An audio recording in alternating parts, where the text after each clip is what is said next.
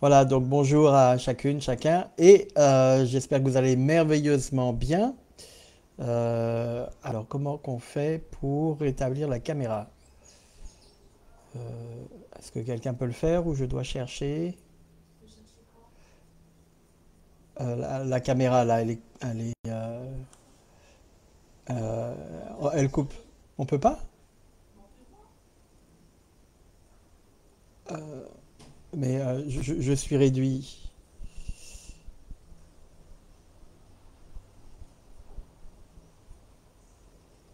Voilà, bon, on va commencer quand même comme ça. Donc, bienvenue à toutes et à tous. Si quelqu'un peut chercher, trouver comment rétablir la caméra.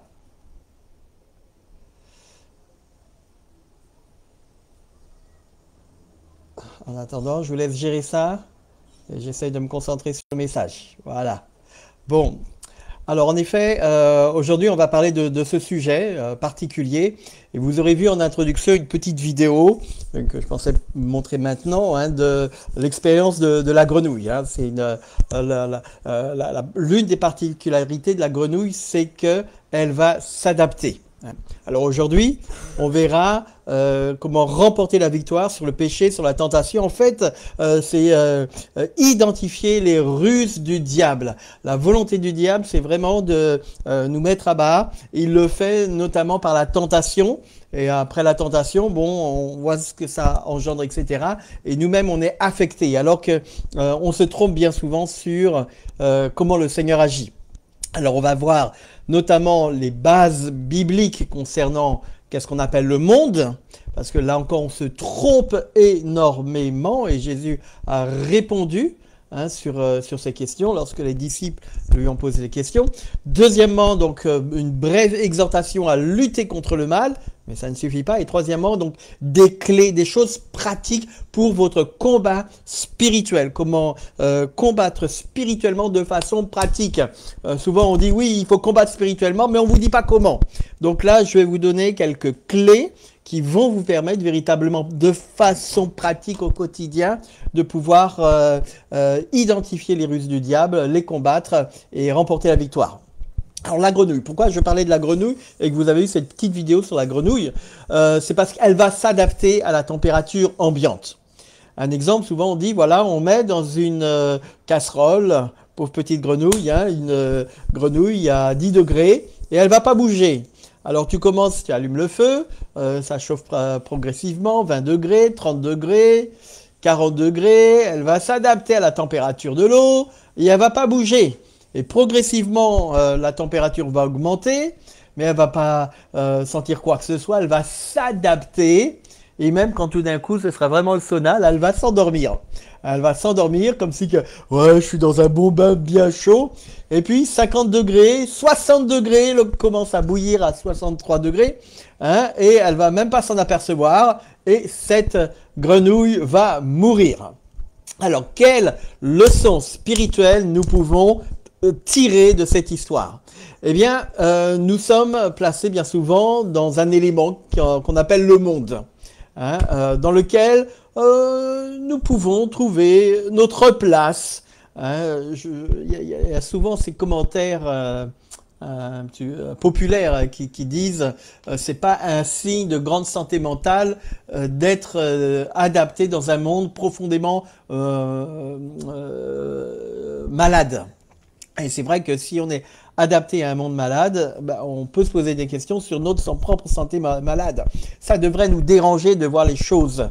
Je sais pas, allez, on reprend l'exemple.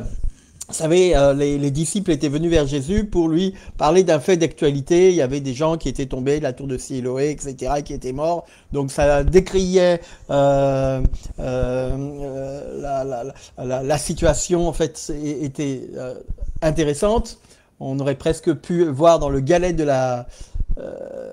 journal de la Gazette de Jérusalem, voici plusieurs morts qui sont tombés, etc. Donc Jésus s'intéressait aux faits d'actualité. Okay, donc ce sera très intéressant également, nous aussi en tant que chrétiens, de nous intéresser et de faire un commentaire comme Jésus a fait un commentaire. Alors dans l'actualité médiatique, actuellement, ce qui fait le buzz, c'est une émission musicale qu'on appelle la Star Academy. Peut-être certains suivent, d'autres disent oh non, moi je ne suis pas dans le monde, je ne veux pas suivre cela. Je me suis prêté au jeu. Je ne regarde pas forcément la télévision, hein, mais c'était intéressant de voir aussi des pratiques et qui ne me convenaient pas. Alors vraiment, je salue vraiment nos compatriotes qui ont une certaine visibilité, qui sont intervenus dans le monde des spectacles. Hein, Madame Firmin Richard, hein, qui a dit, mais je ne comprends pas comment se fait-il que nous, aux Antilles, en Guyane et autres, on ne peut pas voter pour notre candidate. Hein, c'est pas normal que tout le monde a le droit de voter dans l'Hexagone, mais pas nous, hein, pour soutenir une candidate issue de la Martinique. Hein, comment se fait-il? Alors oui, certains chrétiens évangéliques, alors vous censurerez hein, l'expression que je vais utiliser là, qui est un petit peu grivoise, des chrétiens évangéliques pisse-vinaigre, qui vont dire « ouais, mais ça ne nous regarde pas, ça c'est le monde » et autres. Mais c'est un fait d'actualité qui a son importance. Pourquoi? Parce que j'ai vu quelque chose et personne n'a eu à faire de commentaires sur les réseaux ou autres. Peut-être ça s'est fait, mais il y avait des talents musicaux. Et on sait que la musique imprègne notre culture, oriente notre culture. Lorsqu'on fait du dancehall en disant les fesses de la femme, qu'on prend des armes, qu'on montre des billets, tout ça, ça impacte la mentalité de notre jeunesse. Donc on ne peut pas dire en tant que chrétien que ça ne me concerne pas. Et nos émissions Urban Gospel montrent que oui, nous pouvons avoir des styles de musique similaires à ce que l'on voit, mais avec un objectif qui est noble et qui soutient des valeurs. Nous sommes là pour soutenir les valeurs qu'on trouve dans la parole de Dieu, mais également que Jésus a porté lui-même et a défendu. Alors, l'un des points, c'est que certains artistes, de jeunes artistes, 19 ans, 23 ans, donc ils sont tous jeunes, et ils étaient soutenus, non pas en vertu de leur talent, mais en vertu de la région d'où ils viennent.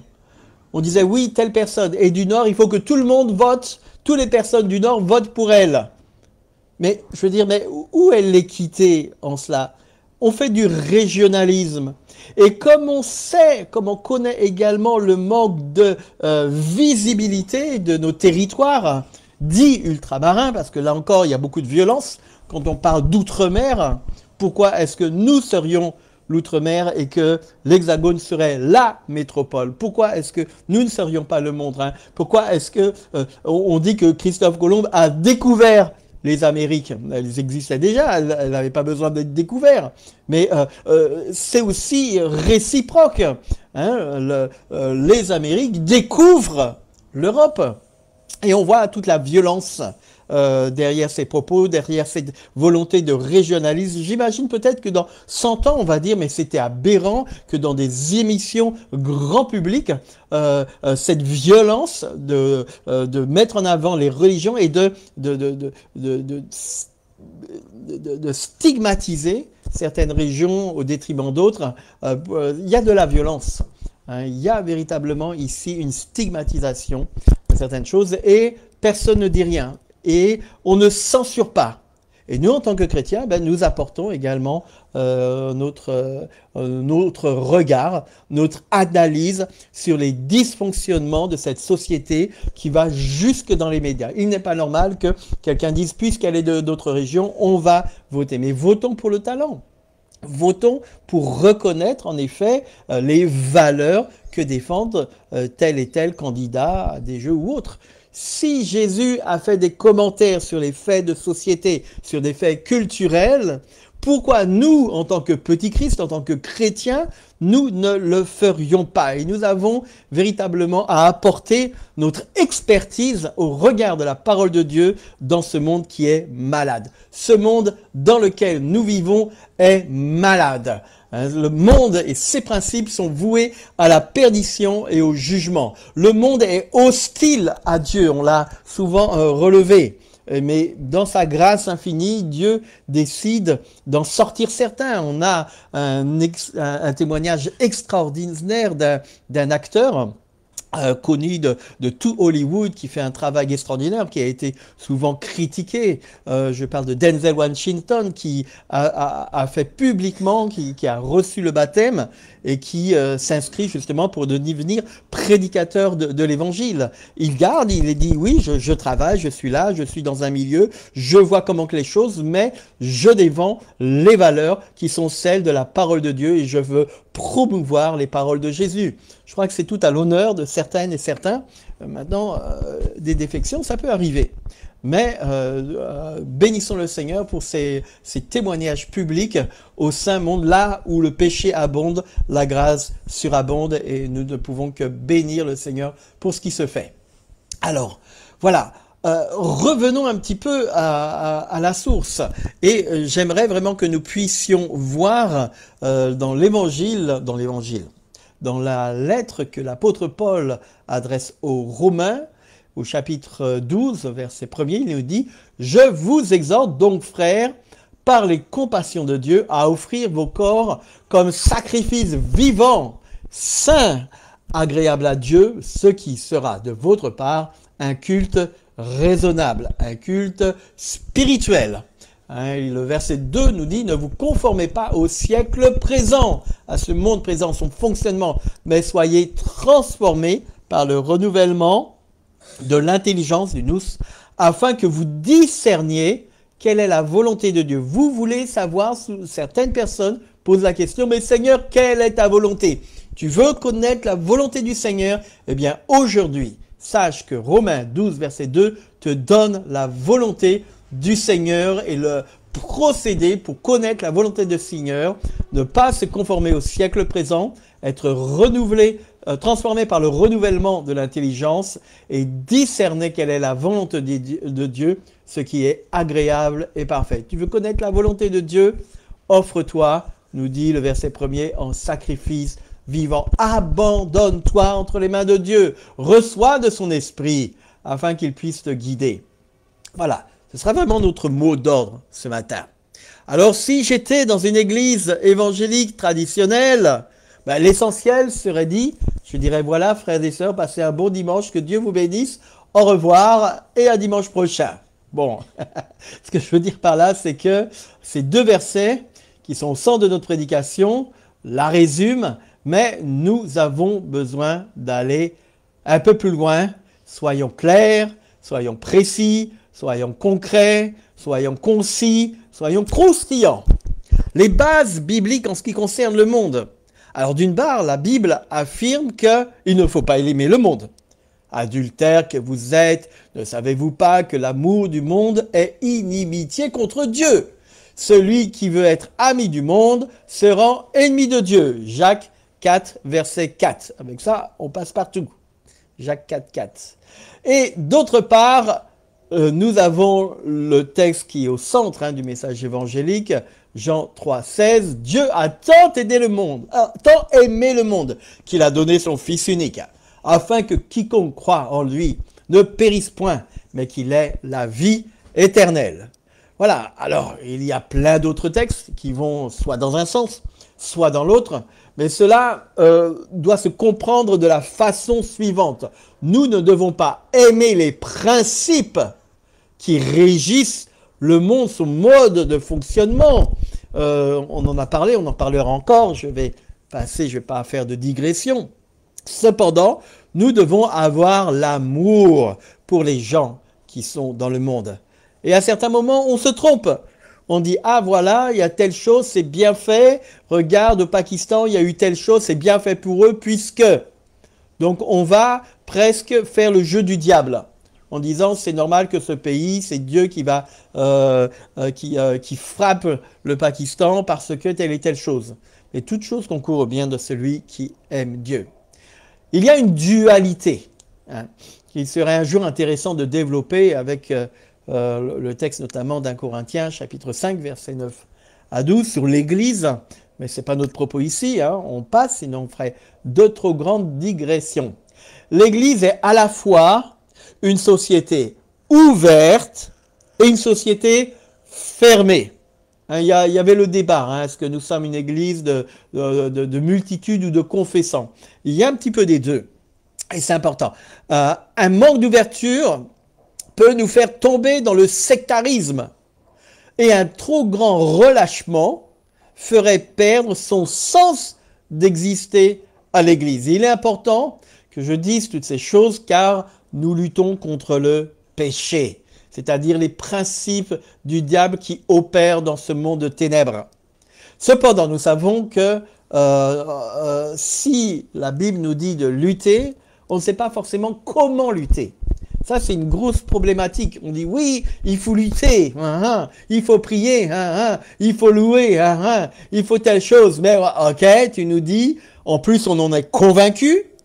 On dit, oui, il faut pas te relâcher, frère. Faut pas être démotivé. Mais il n'y a rien que ça qui va te démotiver. Rien que le fait qu'on te dise, sois motivé. Alors, comment faire? Nous ne savons pas toujours comment lutter. Et nous risquons soit de devenir des religieux fanatiques qui va tirer à boulet rouge sur tout ce qui se passe en disant nous avons la vérité, regarde les satanistes, regarde les témoins de Jéhovah, regarde les adventistes, regarde les homosexuels, regarde les hommes politiques, regarde, et on peut tirer, voilà, on devient des fanatiques, ou on peut à l'inverse, eh bien, être des distributeurs de la grâce à bon marché. Oui, bah, sois béni, frère, ouais, c'est vrai, mais à notre époque, tout le monde me le fait, bah, c'est pas grave, tu nous feras 3 Notre Père, et puis ça va arranger les choses. Et répéter sans cesse, la Bible dit, alors je vais casser du non-chrétien, hein. Ah, mais tu sais, regarde, la Bible de Dieu dit, tu dois pas faire ceci, tu dois pas faire de tatouage, etc. On peut être soit très critique, soit à l'inverse, oh, tu voles, frère, bon, c'est pas grave, et puis on comprend, allez, viens, participe à la scène, tu vas voir, c'est bon. Hein? Donc, il est important pour nous d'avoir de la modération. Nous avons fait une étude sur les livres d'un Timothée, de Timothée, Tite, voire plus, et un des mots qui revient concernant la mission de l'Église, c'est la modération. Il faut que le responsable spirituel et que l'Église elle-même soit modérée. Il doit faire preuve de modération. Et c'est important. Alors, à centrer ce que Dieu fait pour l'homme, on oublie parfois certains aspects de l'œuvre de Christ. Ouais, Dieu fait ça pour l'homme. Mais quelle est l'œuvre de Christ? Une question ici, c'est intéressant, n'hésitez pas à mettre vos commentaires dans le chat au besoin. Savez-vous la raison pour laquelle Jésus-Christ est venu mourir sur la croix? On pose une question comme ça. Pourquoi Jésus est venu pour mourir sur la croix? Et cela, certains auraient une seule réponse, dire, ah bah il est venu pour ça.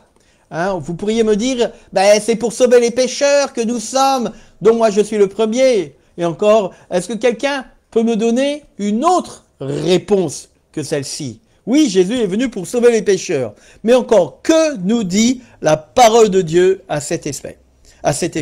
Et j'aimerais souligner 7 aspects, 7 pistes pour comprendre la raison pour laquelle Jésus est venu, s'est incarné pour venir et est mort sur la croix. Et tout d'abord, il nous est dit dans la parole de Dieu que Jésus est venu pour confirmer les promesses de Dieu. Hein, nous avons fait aussi aux prophètes. Dès le livre de Genèse, ça c'est extraordinaire. La promesse de rédemption est consécutive au péché d'Adam et Ève. Tout de suite après, Genèse 3,15 nous dit « Je mettrai inimitié entre toi et la femme, entre ta postérité et sa postérité. » Il ne dit pas, comme il nous est précisé dans le livre des Hébreux, tes postérités, mais ta postérité. Et cette postérité, c'est Jésus-Christ lui-même. Entre ta postérité et sa postérité, celle-ci t'écrasera la tête et tu lui blesseras le talon, dit Dieu au serpent. Alors, c'est important pour nous de comprendre que Jésus accomplit, il confirme les promesses de Dieu qu'on trouve dès le livre de la Genèse et jusque l'avènement et son incarnation, sa venue dans le monde. Romains 15, verset 8 nous dit, « Je dis en effet que Christ a été serviteur des circoncis pour prouver la véracité de Dieu en confirmant les promesses faites au Père. » C'est important pour nous de ne pas déconsidérer l'Ancien Testament. Jésus est venu pour confirmer que ces paroles de l'Ancien Testament viennent véritablement de Dieu, que les promesses faites qu'on retrouve dans ce Premier Testament, eh bien, elles s'accomplissent en lui, au travers de lui, et au travers également de l'Église dont nous faisons partie. Ça, c'est une première chose. Dieu a envoyé Jésus. Jésus est venu pour confirmer les promesses de Dieu. Deuxièmement, Jésus est venu pour révéler le Père. Jean, chapitre 1, verset 18 nous dit « Personne n'a jamais vu Dieu. Le Fils unique qui est dans le sein du Père est celui qui l'a fait connaître. » Alors, encore aujourd'hui, il y a beaucoup de mouvements religieux. Il y a les baptistes, les évangéliques, les pentecôtistes, les adventistes, les méthodistes et les dieumadistes, qui disent, voilà, j'ai une révélation de Dieu. Les choses se font comme ça. Maintenant, on devrait véritablement se remettre en question parce que la parole de Dieu nous dit que l'esprit des prophètes sont soumis aux prophètes. Et aux prophètes, c'est au pluriel, c'est-à-dire c'est non seulement la congrégation des prophètes, de la même façon qu'il y avait dans l'Ancien Testament la communauté des prophètes, du temps d'Élie, Élisée, etc., mais également les prophètes identifient les livres bibliques, la parole de Dieu, le Tanakh, la Bible. Donc, si notre révélation va à l'encontre de la parole de Dieu elle-même, ben, on a le choix, soit on remet en cause la parole de Dieu, c'est-à-dire on dit oui, la parole de Dieu dit ça, mais moi je dis autre chose, parce que j'ai reçu une révélation, et l'apôtre Paul nous met en garde. Si quelqu'un venait vous apporter un autre évangile, je vous le dis qu'il soit anathème. Et trop de dieumadistes viennent en disant « j'ai reçu telle révélation ». Oui, c'est pas dans la parole de Dieu, mais c'est la révélation.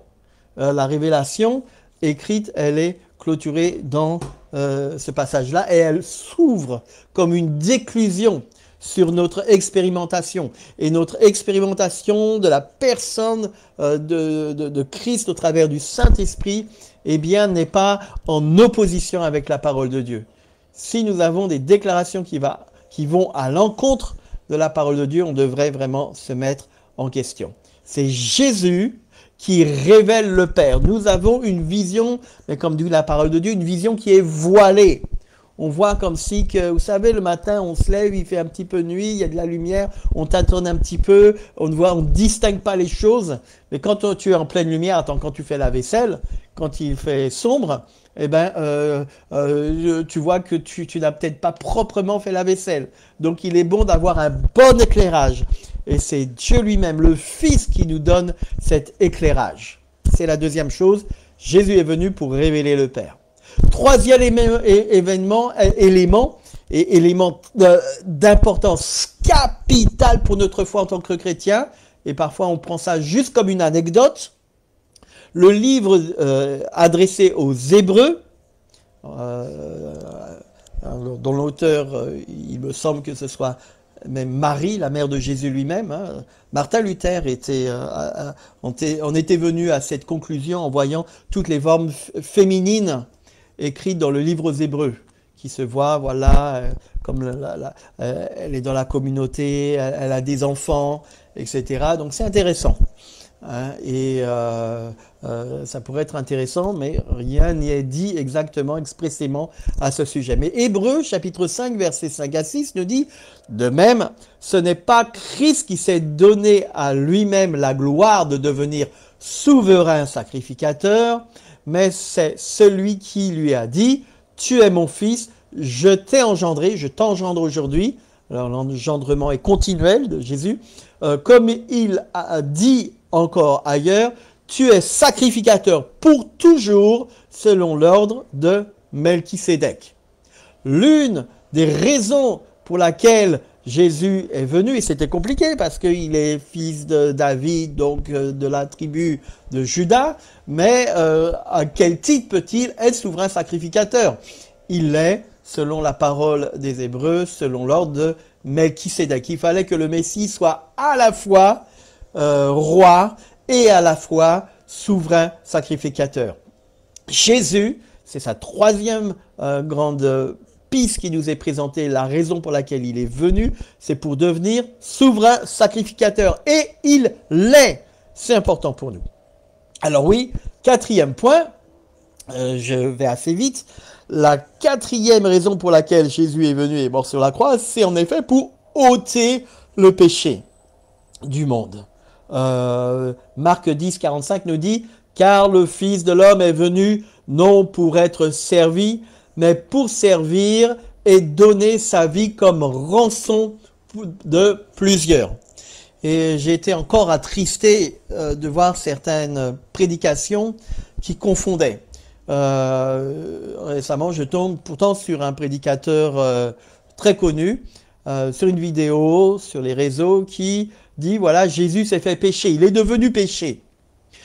Jésus n'est pas devenu péché parce qu'on confond un des termes. Le terme qu'on utilise dans la parole de Dieu, ratat, qui signifie péché, signifie également, ratat signifie sacrifice pour le péché.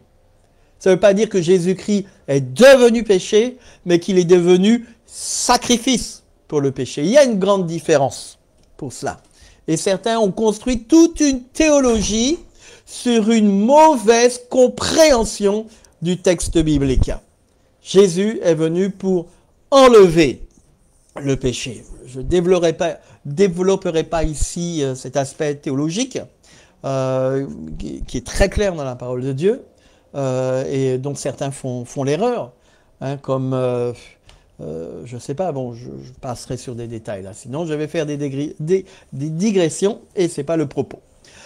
Enlever le péché, Marc 10, 45, deuxième verset, Jean 1, 29, le lendemain, il vit Jésus venir à lui, il dit « Voici l'agneau de Dieu qui ôte le péché du monde. » Donc, c'est aussi, là une petite parenthèse, Jésus n'est pas simplement venu pour toi et moi, mais pour avoir une action dans ce monde. Donc, son intervention est universelle dans le monde physique, dans l'univers dans lequel nous nous trouvons.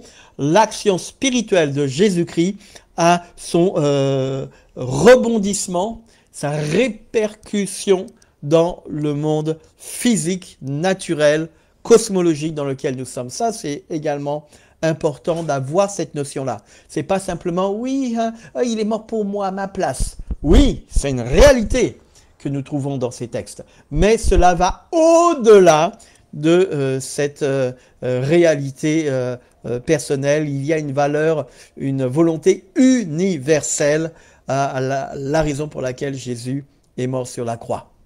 Et puis, cinquième piste à explorer ici, Jésus est venu pour détruire les œuvres du diable. 1 Jean 3, 8, celui qui pêche est du diable, car le diable pêche dès le commencement. Le Fils de Dieu a paru afin de détruire les œuvres du diable. C'est l'une des missions, on va dire, c'est pas un petit peu maladroit comme terme, l'une des actions, l'une des réalités pour laquelle Jésus est venu. Et il y a deux autres aspects, hein, bon, je ne vais pas forcément développer ici, le temps nous est compté. Il est venu pour me donner l'exemple d'une vie sainte et une vie puissante. Jésus n'est pas Superman, Jésus ne va pas se passer, va être comparé à Superman. Certains vont dire, oui, Jésus c'est mon Superman, etc. On peut louer les professions de foi. Hein. Je pense à Stanley, qui était fervent croyant et qui a pourtant montré un monde de super-héros avec, je crois, cette peinture qu'il a réalisée, ce dessin de Superman qui se tient à la croix de Jésus et qui lui-même honore dans la vraie vue qui est Christ. Donc c'est très intéressant. Mais lorsque Jésus marche sur les eaux, lorsqu'il invite Pierre à marcher sur les eaux, il ne dit pas « Ouais, je suis le Fils de Dieu, regardez, je suis un super homme ». Hitler pensait que c'était le cas, hein, avec Himmler, l'idéologie nazie, et on peut le comprendre. Et il ne faudrait pas que les chrétiens tombent dans ce piège de penser que Jésus-Christ était un super-héros. Oui, il l'est en quelque part. Mais pas à ce titre-là. Mais il veut montrer à partir du moment où Jésus lui-même se définissait comme étant le Fils de l'homme. Il ne dit pas le Fils de Dieu est venu pour, mais le Fils de l'homme. Et en cela, il ne le dit pas pour lui-même, il le dit pour toi et pour moi. Pour nous signifier, voici comment un être humain peut, avec la puissance du Saint-Esprit, mener une vie sainte et mener une vie de puissance. Comment un être banal, quelconque, simple que nous sommes, Dieu va utiliser des personnes avec des tares, des limitations pour montrer sa puissance. Et c'est ce qu'il a fait. Pourquoi je faisais cette relation avec l'Ancien Testament? C'est ce qu'il a fait lorsqu'il a dit Israël sera la lumière du monde. Attention, lorsque tu seras arrivé dans le pays promis, tu ne t'enorgueilleras pas du fait que ouais, c'est parce que je suis quelqu'un de bien que Dieu m'a choisi. Dieu a choisi Israël parce que c'était le moindre des peuples. Et Dieu a choisi chacun d'entre nous parce que nous avons gardé cette humilité. Mais également, donc si Jésus est venu pour montrer une vie de sainteté, une vie de puissance, il est, septièmement, également venu pour préparer sa seconde venue. Voyez-vous, la parole de Dieu, l'Ancien Testament, nous montrait un Messie venir établir les choses, grand triomphant, etc. Et quand les décisionnaires de l'époque de Jésus voyaient Jésus venir, alors qu'il y avait aussi tous ces versets, en Ésaïe, humble, serviteur, etc., on ne voyait pas cet aspect glorieux, en oubliant que la venue de Jésus-Christ se faisait en deux parties. Une première où il est humilié et puis il revient en gloire. Il est venu également pour préparer sa venue en gloire. Donc toute notre vie spirituelle est axée également sur la préparation de la venue du Messie en gloire. Ça, c'est pour comprendre comment nous sommes dans ce monde et comment Jésus est venu, la raison pour laquelle il est venu. Je crois que c'est très limitant de dire que Jésus ne serait venu que pour mourir sur la croix.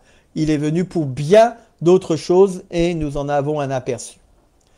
Très brièvement, la deuxième grande partie de cet aspect, je vais m'arrêter sur la troisième partie, mais la deuxième partie, c'est une exhortation au combat. Après toutes ces précieuses et nombreuses précisions, préparations, je peux enfin dire, voilà, nous avons le devoir moral, en tant que chrétiens, d'entrer dans un combat contre le mal. Voyez-vous, dès la création, nous avons abordé le thème de la Genèse. Jésus, Dieu crée, le Père, le Fils et le Saint-Esprit, crée l'homme à son image, en son image plus exactement. Il y a une différence là aussi. Dieu crée l'homme en son image. Et le diable est là. Le diable est là. Et il va rien trouver de mieux que de tenter l'homme. Il aurait pu dire, je reste de mon côté, moi j'ai mon chemin à suivre, Dieu a choisi son chemin, moi je choisis mon chemin, il y a une différence entre lui et moi, il fait ses affaires, je fais les miennes. Mais le diable n'est pas resté dans cette position-là. Il est venu pour tenter l'être humain, Adam et Ève. Et il le fait jusqu'à présent. Et donc, nous savons, nous ne pouvons pas simplement dire, moi, je reste tranquillement dans mon coin, Je suis les vidéos sur Internet, ça m'arrange. Je n'aime pas les relations humaines, ce monde est pourri. Même dans l'église, le monde est dans l'église. Donc moi, je n'aime pas ça. Je reste là tranquillement et le diable ne va pas m'attaquer. Laisse-moi te dire que la volonté du diable, dès l'origine et jusqu'à présent, c'est de détourner chaque chrétien. Il le fait par sous plusieurs aspects. On le voit comment il a tenté Jésus dans le désert. Et la tentation de Jésus dans le désert est la même tentation qu'a subi Adam et Ève lorsqu'ils étaient dans le jardin. Jésus était dans le désert, il a tenu bon. Adam et Ève étaient dans un jardin et ça a été compliqué. Alors à présent, j'aurais pu dire, si j'étais dans une église évangélique toute ordinaire, eh bien voilà, combattez frères et sœurs, combat le bon combat, alléluia, fin du service, que Dieu soit béni, rentrez chez vous et mangez bien. Quels sont, et c'est là où je veux véritablement en venir dans cette troisième grande partie, quelles sont les clés du combat? Oui. Même si j'étais dans une église comme pentecôtiste, j'aurais pu dire « Alléluia, c'est merveilleux, combattons frères et sœurs, débrouillez-vous, vous avez le Saint-Esprit. » Ok, c'est bien, mais bon, allons quand même un peu plus loin. Hein, c'est bien beau de dire qu'il faut lutter. Maintenant, comment lutter? Alors, je ne dis pas que je vais donner toutes les solutions, mais au moins quelques clés, quelques aspects pratiques pour vous permettre à lutter contre les ruses du diable. Comment faire pour se débarrasser des mauvaises habitudes, des défauts qui, sans être dans des liens, nous collent à la peau, des tentations du monde qui nous environnent? Eh bien, la première chose concerne en effet la tentation, car c'est de là que tout nous vient. Dans Hébreux, chapitre 2, versets 17 et 18, ça c'est la première chose. C'est que Jésus-Christ a été tenté en toutes choses. Donc, il me comprend. La tentation, on peut être tenté en toutes choses de la même façon que Jésus a été tenté en toutes choses. Donc, Jésus comprend le processus de la tentation. Et Jésus n'est pas là-haut dans le ciel, oui, certes, il l'est, mais il est également dans ton cœur. Donc, tu peux, par la puissance qui agit en toi, celle du Saint-Esprit, voir les choses. Et Jésus adhère, il collabore avec toi pour dire oui, c'est dur, c'est taf. Maintenant, pour lutter, il faut prendre en considération tous les éléments qui sont en présence, qui peuvent entrer en notre faveur. Alors, sur quel plan lutter? Nous savons que nous sommes corps et esprit. De plus en plus, en étudiant la parole de Dieu, il y avait cet auteur chinois qui a, en prenant un verset, en extirpant un verset de la parole de Dieu, a dit « Nous sommes esprit, âme et corps ». Et plus en plus, je médite ces derniers temps, la parole de Dieu, je me dis « Ok, mais voilà, mais cet argument de dire esprit, âme et corps, eh bien, n'est pas aussi soutenu que cela par la parole de Dieu, mais j'y reviendrai une autre fois dans un enseignement. Et ces nouveautés qu'on essaye de nous apporter ne sont pas forcément en accord avec la parole de Dieu.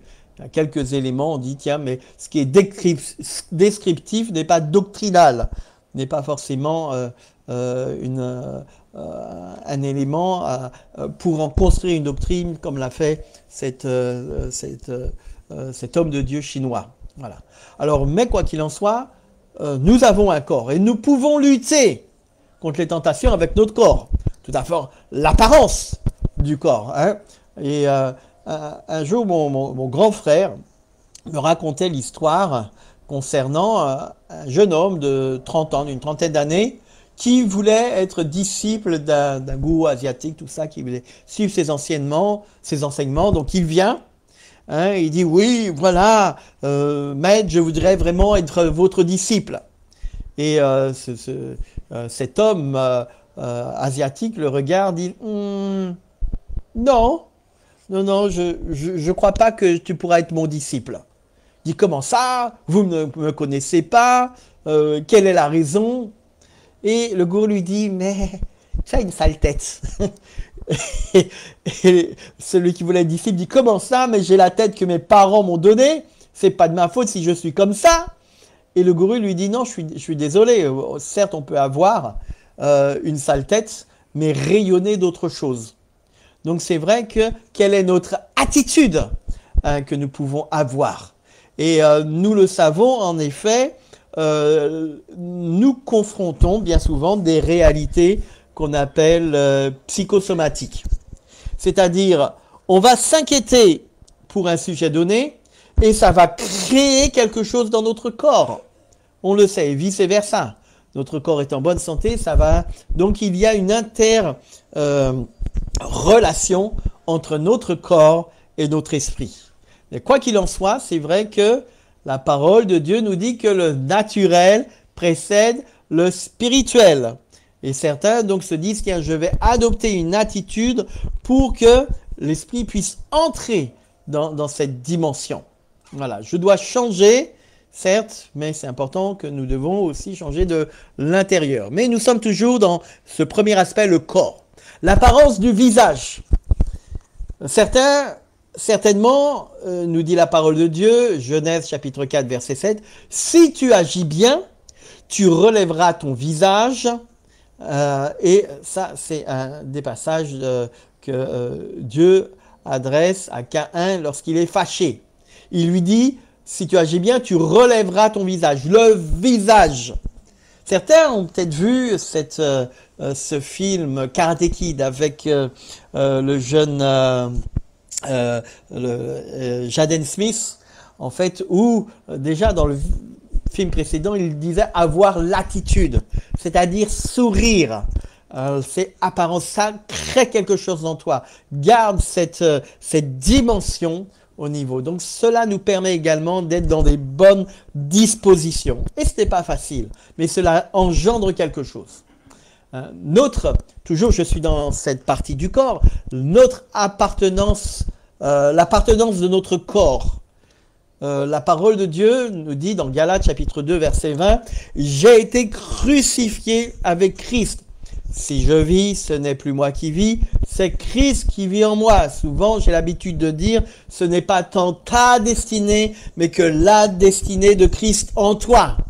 Et je m'élève contre ces doctrines trop souvent dans ces derniers temps où on reprend de la philosophie grecque où on parle de ta destinée. Il y a des messages sur ta destinée. Jamais, au grand jamais, dans toute la parole de Dieu, il est question de ta destinée. Lorsque le mot destinée est utilisé dans l'Ancien Testament, c'est toujours au pluriel, tes destinées, qui nous montrent vraiment que Dieu place devant nous la possibilité d'entrer dans sa volonté. Et c'est important pour nous de comprendre cela. Et c'est important pour nous, à certains moments, de dénoncer les déviances au regard de la parole de Dieu. Et on ne voit même pas, en fait, le poison que cela peut avoir dans l'esprit d'un jeune chrétien ou d'un moins jeune chrétien concernant ces choses-là. On ne voit pas, on dit c'est juste un détail. Mais il y a véritablement, ça apparenterait à de la sorcellerie et à de la déviance. Et on ne voit pas qu'il y a cette petite chose-là. Et je me souviens une fois, j'avais une voiture, il m'est arrivé pas mal de petits soucis avec elle. Et un jour, j'essaye de la démarrer, il dit, ça marche pas, tout ça, je fais, on me dit, devis, ça coûte ceci, cela. Et puis j'ai un ami qui vient, qui me dit, qu'est-ce qui se passe là? Tout ça, mais ça c'est telle chose. Et juste, il y avait une petite pièce, un petit fusible qui était mal enclenché. Il a suffi un petit fusible pas plus gros qu'une pièce de 10 centimes. Alors qui pèse presque rien, alors que ma voiture fait plus d'une tonne. Mais tout d'un coup, hop, il réenclenche cette petite pièce, ce fusible, qui est pas plus gros qu'une pièce de 10 centimes, dans son habitacle. Il me dit, voilà, maintenant voici, je mets le contact et la voiture démarre. Parfois, on n'imagine pas qu'une toute petite pièce de compréhension de déviance de la parole de Dieu va engendrer un frein spirituel à notre progression avec le Seigneur. C'est important. Nous ne nous appartenons pas nous-mêmes. Ce n'est pas moi qui vis, c'est Christ. Je suis crucifié avec Christ. C'est-à-dire, je suis mort avec Christ. Je suis comme un cadavre, nous dit ce texte-là. Et maintenant, Galates 2:20, et maintenant, imaginons qu'il y a un cadavre à terre. Tu lui donnes un grand coup de pied dedans. Bon, c'est un petit peu scabreux tout ça. Mais qu'est-ce qu'il va dire, le cadavre? Est-ce qu'il va dire « Ah, ça fait mal !» Certains anciens préparent un petit peu leur mort, tout ça. Ils disent « Voilà, ils sont allés voir les pompes funèbres. Ils disent « Voici, madame, oui, ce sera votre cercueil. Voilà, nous avons cela. » Et la personne dit « Ah, mais il me faudra quand même un bon coussin. Hein. Je ne veux pas avoir mal à la nuque. » Vous voyez un petit peu, la personne est morte, mais dit « Mais je veux un bon coussin quand je serai dans mon cercueil. » Que pour ne pas avoir... donc on réfléchit presque au fait que mais l'esprit est au-delà du corps. Ça on le sait. Alors c'est important pour nous de comprendre que quand la tentation vient, avec notre corps, nous pouvons dire mais je suis mort à ces principes-là. Lorsqu'il y a des choses qui viennent, des éléments qui sont là prêts à nous toucher. Alors on est toujours dans cette partie, la première partie du corps. Et puis, il y a la lutte par le sport. Vous savez, certains également font du sport pour toutes raisons, pas seulement des raisons de santé, mais ils pensent qu'en faisant du sport, ils vont avoir telle et telle chose. Hein. Et je me souviens d'un de mes professeurs à l'Institut biblique qui nous disait « Ah, moi, quand j'étais, lui-même avait fait l'Institut biblique en sa jeunesse, et disait, mais quand j'étais à l'Institut, on a un grand parc à côté de l'Institut biblique de Nogent-sur-Marne. On allait souvent faire du footing là, dans le bois de Vincennes ou à côté, et c'est agréable, un espace, le lac, les oiseaux, les animaux, etc. Tu respires. C'est alors que tu es à peine 10 minutes du centre de Paris. Il disait, mais voilà, j'étais là tellement ça me tenait, il y avait certaines pulsions qui me tenaient. Il disait, tous les matins, j'étais là et je faisais mon footing en priant que celui qui n'a pas de femme ne cherche pas de femme.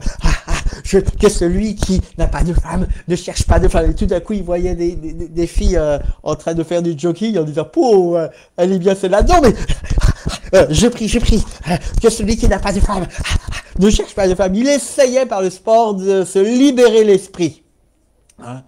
Et la parole de Dieu, c'est vrai, on parle de l'aspect du corps. Oui, on peut lutter avec notre corps, hein, mais 1 Timothée 4, verset 8 nous dit « Exerce-toi la piété, car l'exercice corporel est utile à peu de choses. » Il ne dit pas que c'est utile à rien. Hein. Il dit « est utile à peu de choses, tandis que la piété est utile à tout, ayant la promesse de la vie présente et celle qui est à venir. » Donc, si on ne comptait que sur une pratique corporelle pour lutter contre les tentations de l'ennemi, on serait véritablement en problème, mon frère, problème, ma sœur. Un bref bilan nous permet de se rendre compte que si nous n'avions à lutter que sur ce plan-là, nous serions dépassés. Mais heureusement, il y a d'autres plans sur lesquels nous pouvons exercer notre volonté. Alors, il y a l'intellect. Oui, ne vous inquiétez pas, il y aura une troisième partie. Mais l'intellect, essaye d'avoir une vie comparative. Ça, c'est l'intellect. Hein. Attention, ce n'est pas au centre, le summum de notre message. Mais à certains moments, considère la vie de certaines personnes. Hein. D'une part, Dieu nous dit, ne vous préoccupez pas des autres. Hein. Vous, avancez. Hein. On le voit dans bien de messages qui sont sensés, spirituels. C'est une logique également qu'on retrouve sur Internet. On va te dire, tiens, mais regarde, si tu fais ci, si tu fais ça, ah ouais, tu vois ça, tu dis, ah ouais, c'est vrai.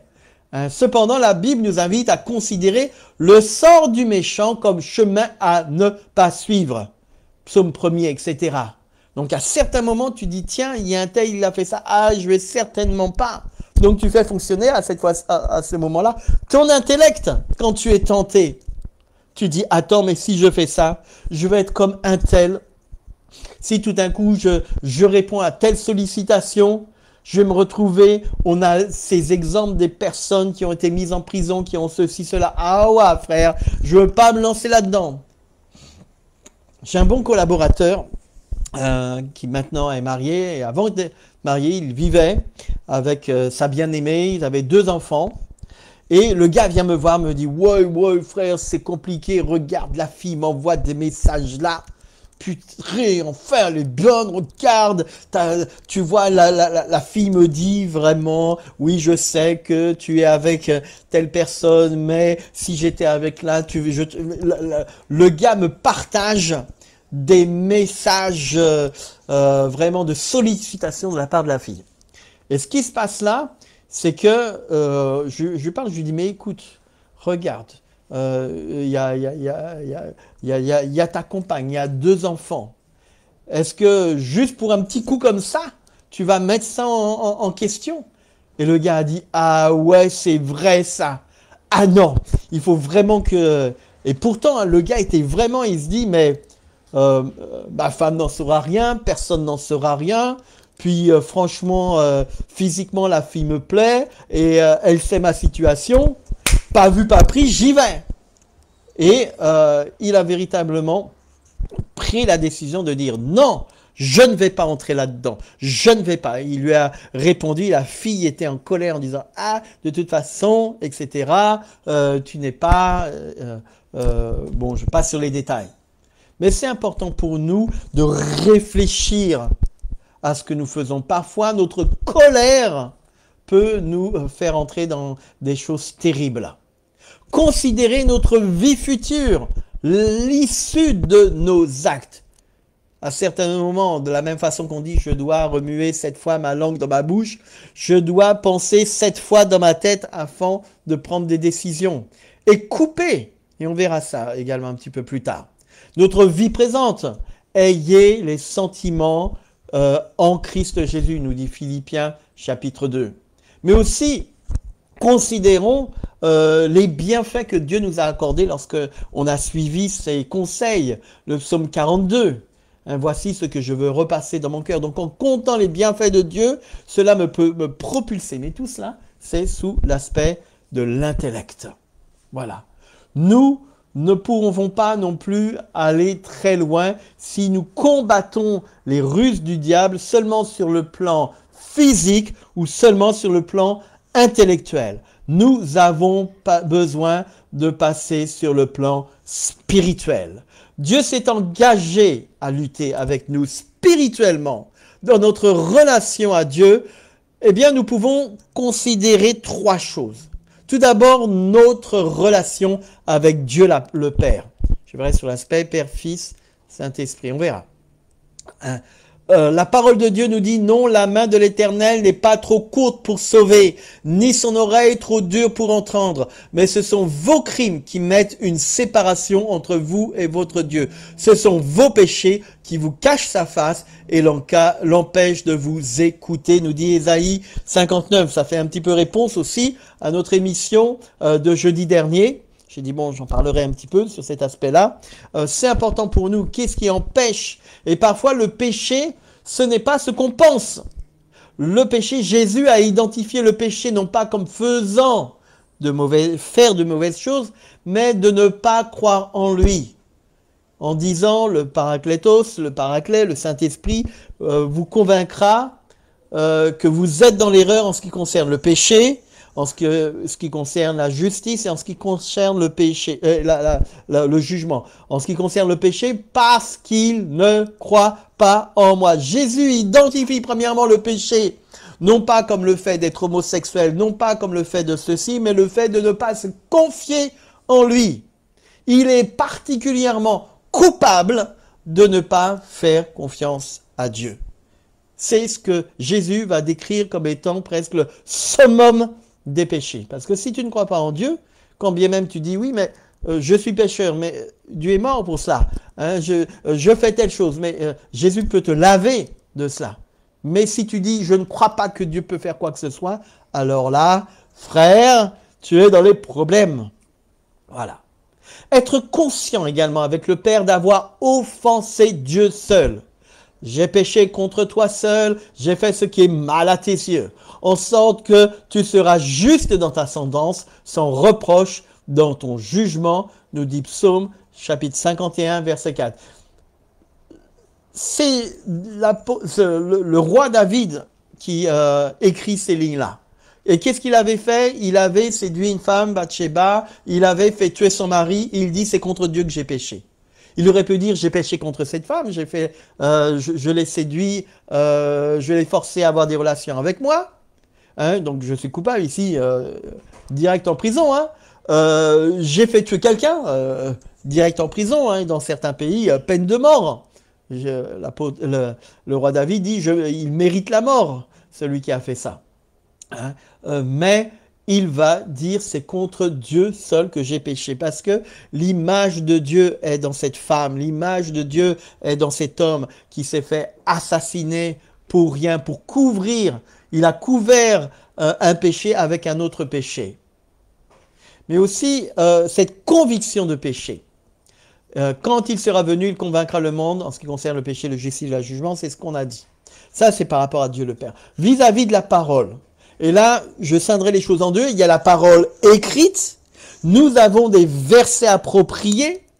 Et nous avons des ouvrages que vous pouvez trouver en librairie, des petits fascicules qui vous disent voici quel verset approprié par rapport à ceci, cela, le découragement, etc. Donc des versets qui peuvent vous aider à proclamer les choses. Mais aussi la lecture régulière, hein, de la parole de Dieu. Dans le livre des Éphésiens, il nous dit revêtez-vous de l'armure de Dieu afin de tenir bon dans les mauvais temps. Ce n'est pas une fois que les mauvais temps qui sont là que vous allez dire Satan, attends, il y a un mauvais temps là, je dois mettre mon armure. C'est la raison pour laquelle nous avons notre programme de lecture de la parole de Dieu quotidienne. Qu'il est important que nous puissions nous approprier cette parole afin de tenir bon. C'est la raison pour laquelle nous avons des moments de prière quotidiens afin de pouvoir. Alors ça, c'est la parole écrite, mais j'en viens, il y a aussi la parole parlée, des prières de combat. Je vais mettre sur le site aussi des exemples de prières de combat.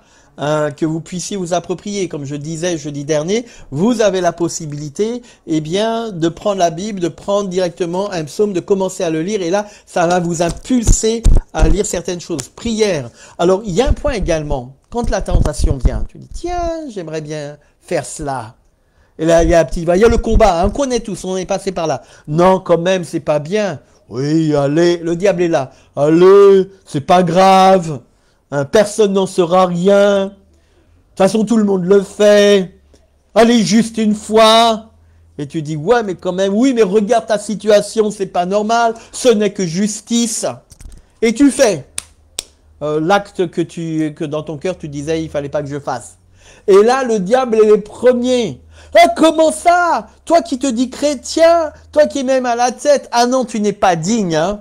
Ah non, surtout, ne va pas à l'église. Comment est-ce que tout le monde va voir sur ton visage que tu as fait telle chose? Tu n'es pas digne. Et comment en plus c'est la Sainte Seine? Comment veux-tu prendre la Sainte Seine? Et tu dis, tu te refuses d'une bénédiction, tu ne vas pas à l'église. Et le diable rit. Ha ha ha ha ha. Je l'ai eu. Parce que c'est à l'église que tu aurais pu déchouquer, déraciner ces racines du mal qui essayent de toucher ton âme. Mais là, tu es là, tu dis non, mais je suis pas digne d'aller à l'église, pas digne de prier, pas digne. Normalement, je devais, frère, oui, je devais animer la réunion de prière tel jour, mais je suis fatigué, hein, donc je peux pas, je suis un peu malade. Et là, le diable entend, ah bon, tu es malade? Attends, t'as entendu, il a proclamé qu'il est malade, donc j'ai le droit de pouvoir lui envoyer une maladie puisqu'il l'a proclamé. Même l'esprit qui t'entend, l'esprit en toi, ton esprit, tu dis, ah bon, il a dit qu'on était malade, ah ouais, on va manifester ces signes-là. Vous vous rendez pas compte à certains moments combien il y a la vie et la mort qui sont au pouvoir de la langue. Il est important de centrer aussi notre prière sur Dieu et non sur nous-mêmes. Regardez Anne et Samuel. Les enfants, ce week-end, ont eu ce passage sur Samuel avec Anne, la maman de Samuel, qui priait, mais tant qu'elle disait, oui, regarde-moi, Seigneur, regarde, je souffre, Seigneur, j'ai pas d'enfant, Seigneur, je suis ça, hein. Et le sacrificateur, Élie, lui donne une parole de révélation. Et suite à cette parole de révélation, elle pointe, elle centre sa prière sur Dieu le Père, en disant, tu, Seigneur, si tu fais ça, Seigneur, alors Seigneur, et tout d'un coup, là où il y a je, dans sa première partie, après avoir rencontré l'homme de Dieu, elle va dire, Seigneur, Seigneur, Seigneur. Et le Seigneur va agir. Un des points, quand tout d'un coup tu es tenté également, le fait de proclamer simplement un mot. Non!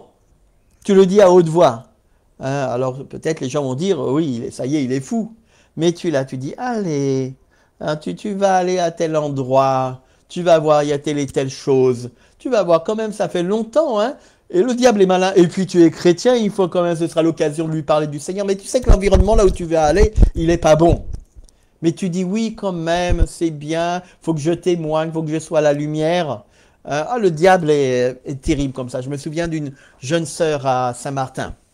Elle s'était donnée au Seigneur, elle est là, et puis elle dit oui, je vais aller dans tel endroit pour témoigner du Christ. Donc elle passe dans un certain quartier où, vous savez, il y a les petits bars, là, les trucs et autres, et elle est là, et elle dit, ah mais maintenant, je suis en Christ, hein, j'aime le Seigneur, vous devez accepter Jésus-Christ, hein, le Seigneur a fait des choses. Hein, Jésus m'a libéré. Et il y a quelqu'un qui lui dit, ah ouais, Jésus t'a libéré, ben si tu es libre, t'as le droit de prendre juste un petit shot avec nous comme d'habitude, hein, tu es libre en Christ. Elle dit, ouais, mais non, mais l'alcool c'est pas bon, ouais, mais tu dis que tu es libre, donc t'es pas libre. Je vais te montrer que je suis libre. Et elle prend son petit shot là, et elle commence déjà à être bien. Et puis un deuxième, je vais te montrer. Et après, l'un des anciens de l'église, il dit, j'ai vu la sœur là, mais elle avait une chaussure, donc je l'ai vue à 4 heures du matin, elle marchait dans les rues, là, du côté de Phillipsburg. Elle avait une chaussure au pied, l'autre, elle était pieds nus, elle avait une chemise d'homme, habillée dimanche avec lundi, vous savez, là, quand on a mal boutonné sa chemise, et elle marchait, et je me disais, mais elle vient pourquoi là, elle va pas aller à l'église. Mais vous voyez comment le diable est méchant. Mais à un certain moment, tu es là. Et on avait dit à la sœur, mais écoute, il y a des quartiers que tu dois éviter. Il suffit parfois, tu passes par tel quartier, tu vas rencontrer telle personne qui va te proposer telle chose. Et c'est valable pour les uns et pour les autres, pour tout le monde. À certains moments, quand cette pensée te vient, hein, tu dois tirer la chasse d'eau, je dirais. Hein, c'est-à-dire, parfois il y a des choses hein, dans les toilettes, mais pour et il y a des choses dans nos pensées, mais il faut tirer la chasse. Et ça se fait par la prière régulière, par notre prière centrée sur Dieu, non pas sur nous-mêmes, par la prière également en langue.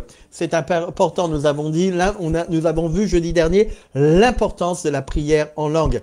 Et proclamer également des versets. Je vous mettrai également en ligne des exemples que vous pouvez vous approprier. Mais, je vais conclure par cela, hein. Je vois que le temps arrive très vite. Le Saint-Esprit, il est important de faire valoir le Saint-Esprit dans notre vie également de combat spirituel. Ne livrez pas vos membres au péché comme des instruments d'iniquité, mais donnez-vous vous-même à Dieu comme étant vivants de mort que vous étiez et offrez à Dieu vos membres comme des instruments de justice, nous dit Romains chapitre 6 verset 13. Vous pouvez aussi combiner cela en disant, Satan, je n'ai rien à faire avec toi. Je suis mort au péché et tu ne peux pas. Pensez à prier, à proclamer des choses à haute voix afin de nourrir votre esprit. Considérez que c'est une grâce, que ce n'est pas vous, mais que c'est l'Esprit de Dieu en vous. Comment lutter? Faites un pacte avec vos yeux. Mais nous sommes de même atteints et agressés par l'extérieur. Hein. Il suffit de prendre la voiture, vous voyez des affiches 4x3, nous devons presque nous enfermer, hein, ne pas écouter la radio, ne pas écouter regarder la télévision, ne rien faire, ne pas lire même d'autres livres. D'ailleurs, certains chrétiens certains responsables disent, je vous interdis de lire. J'ai connu des endroits où ils disaient, je vous interdis de lire des livres. Le seul livre que vous avez le droit de lire, c'est la Bible. On en est arrivé là. mais nous devons comprendre que nous devons être transformés de l'intérieur, transformés par la puissance du Saint-Esprit. Comment lutter? Ne pas être dépassé par la tentation, mais anticiper aussi ce qui arrive et aussi les conséquences, les prévoir afin de les éviter. Il nous est dit que personne, lorsqu'il est tenté, ne dit « c'est Dieu qui me tente » car Dieu ne peut être tenté par le mal et il ne tente lui-même personne. Mais chacun, Jacques 1, chacun, verset 14, chacun est tenté quand il est attiré et amorcé par sa propre convoitise. Hein. Ceux qui connaissent un petit peu, qui viennent de Guadeloupe, on avait des pompes du côté de Bergevin ou autre. Hein, vous aviez un boissard, avant on coupait facilement l'eau sur toi et tu allais et tu devais amorcer la pompe pour faire couler de l'eau et remplir des jerrycans. Certains n'ont pas connu ces temps-là. Maintenant, tu ouvres le robinet, tu as de l'eau directe. Il nous arrive cependant de pécher. Et ne retombons pas dans les mêmes travers. On pourrait facilement désespérer de dire « ouais, je suis encore tombé là », s'apitoyer sur son sort après avoir péché. Mais ne vous laissez pas culpabiliser par l'adversaire. Demandez pardon. C'est pas une question émotionnelle, c'est une question de proclamation et d'acte de foi vis-à-vis de l'ennemi. Ne soyez pas culpabilisés par l'adversaire. Ne vous mettez pas non plus en colère. Il n'y a donc maintenant aucune condamnation pour ceux qui sont en Christ Jésus, Romains 8:1. Comment lutter? Eh bien, vous voyez, à certains moments, il y a toute une démarche. Nous pouvons dire, mais Seigneur, maintenant je fais un pacte avec mes yeux, je ne regarde pas ces choses, mais quoi qu'il arrive, nous sommes sollicités par le monde. Et nous demandons à Dieu de laver nos pensées. Nous tirons le soir, nous tirons la chasse de nos mauvaises pensées. Nous expurgeons vraiment ces choses, ces paroles que nous avons proclamées afin qu'elles ne prennent pas racine en nous. La prière en langue nous aide. La proclamation de la parole à haute voix nous aide. La louange nous permet également d'entrer dans une autre dimension. Cependant, il est vrai qu'il va nous arriver de pécher. Celui qui dit qu'il ne pêche pas fait Dieu menteur. Hein? Mais il est important à ce stade-là de demander pardon et de rester focalisé sur ce que Dieu fait. Ne pas permettre au diable de nous culpabiliser. Et pour finir, j'aimerais vraiment prendre, en termes de conclusion, je sais que l'heure arrive très vite, ce texte de la première épître de Pierre, le premier apôtre que Jésus avait mis devant lui. Donc 1 Pierre, chapitre 5, et on va prendre à partir du verset 6, qui nous disent « Humiliez-vous donc sous la main puissante de Dieu, afin qu'il vous élève en temps voulu. » Ça, on va dire, voilà, nos amis traditionnels, catholiques ou autres, vont dire « Oui, humilions-nous sous le Seigneur. Hein. » Mais nos amis évangéliques vont prendre le verset 7. Il dit « Déchargez-vous sur lui de tout vous souci, car il prend soin de vous. » Oui, décharge-toi, mon frère. Décharge-toi, ma sœur. Ouais. Ok, mais comment je fais? Et là, on a les pentecôtistes qui vont dire, verset 8, « Soyez sobres, veillez, votre adversaire, le diable, rôde comme un lion rugissant, cherchant qui dévorer. Résistez-lui ferme dans la foi et sachant que les mêmes souffrances sont imposées à vos frères dans le monde. » Attention, ce verset-là. Résister. Le terme anastaté, c'est-à-dire qui a donné en français antistatique. Antistaté. L'image que j'aimerais donner, c'est parce qu'on a des difficultés à comprendre résister. Les gens vont se dire, comme cette fille là à Saint-Martin, qui se disait, voilà, je vais résister, je vais aller au beau milieu de mon quartier, de ma section où les gens m'offraient des shots, des ceci, des cela, et leur montrer. Et ça n'a pas tenu. Mais résister, antistaté, qui a donné en français antistatique. Qu'est-ce que tu fais lorsque, par exemple, tu as tes chaussures, tu te balades sur le bord de la mer et que tu vois la mer venir? Tu vas dire, je vais résister, je vais pas bouger. Hein, mais l'eau va te mouiller, frère. hein, le terme antistaté, résister, signifie que tu dois faire quelque part en retrait pour ne pas te faire, on l'a fait, on a joué comme ça quand on est jeune et moins jeune pour ne pas se le faire mouiller. Hop, hop, hop, hop, hop.